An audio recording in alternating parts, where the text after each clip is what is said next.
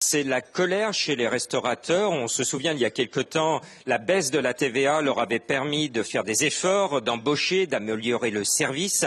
Alors, est-ce que vous vivez aujourd'hui cette annonce possible d'une augmentation comme une sanction ? Alors, une vraie sanction, puisque le rapport Thévenoud qui vient de sortir est un rapport à charge, qui se base sur des éléments qui n'étaient pas ceux du départ. On change la règle du jeu en cours de route. On nous annonce une baisse des prix qui aurait dû être de 9%, alors que ça n'a jamais été le contrat que nous avions signé. Il y avait une baisse de 11,8% de la TVA. Cette baisse de 11,8% partagée en trois entre l'investissement, les salariés et les consommateurs. Certains vous ont reproché de ne pas avoir joué le jeu en termes de baisse de prix, d'embauche. Alors le jeu a été joué pendant la période de référence qui avait été déterminée par le gouvernement, qui était un gros 6 mois, 9 mois en tout. Et sur ces 9 mois, les prix ont baissé de 2,5%, quand les autres prix à l'époque de crise, 2009, ils se sont envolés de 3, donc le delta est largement en faveur des restaurateurs. Parallèlement, nos fournisseurs n'ont pas baissé leurs prix. La viande, le poisson, les légumes ont monté. Si la hausse est confirmée dans quelques semaines, qu'est-ce qui va se passer pour vous, pour votre profession ?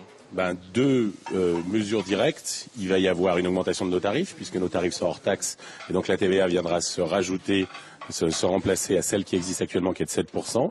Si nous passions à 19,6, eh bien l'augmentation serait d'autant. Alors avec une baisse, effectivement, les consommateurs consommeront moins, un transfert certainement du mode de restauration, des gens qui allaient prendre de la restauration à table, eh bien mangeront peut-être à midi un sandwich, et une perte de nos effectifs, donc une baisse de 10% de nos effectifs, 1 million de salariés en France dans l'hôtellerie-restauration.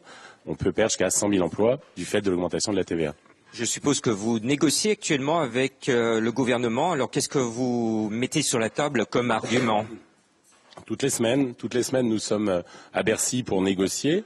Alors négocier des mesures, parce que d'abord la sauvegarde de l'emploi dans nos entreprises, la sauvegarde de nos entreprises, et puis être concurrentiel par rapport à d'autres types de restauration et d'autres pays. Effectivement, quand on a une destination touristique comme la France, eh bien il faut être concurrentiel. Et la TVA, on va perdre cette concurrence. Voilà, eh bien, il faut être patient. Les professionnels, vous l'avez compris, sont inquiets. La réponse du gouvernement devrait tomber logiquement à la mi-novembre.